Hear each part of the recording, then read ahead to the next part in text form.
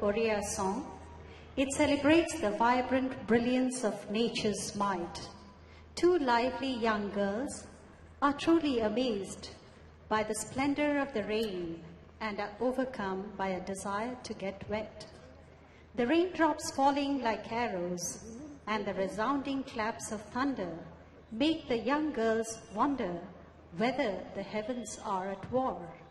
The silvery bells of lightning are compared to a proud dancing maiden.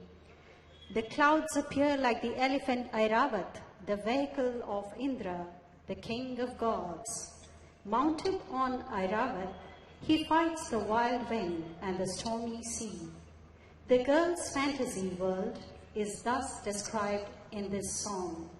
Mare bana dhara srabanaki, barana kare ranaki, another Oriya traditional song.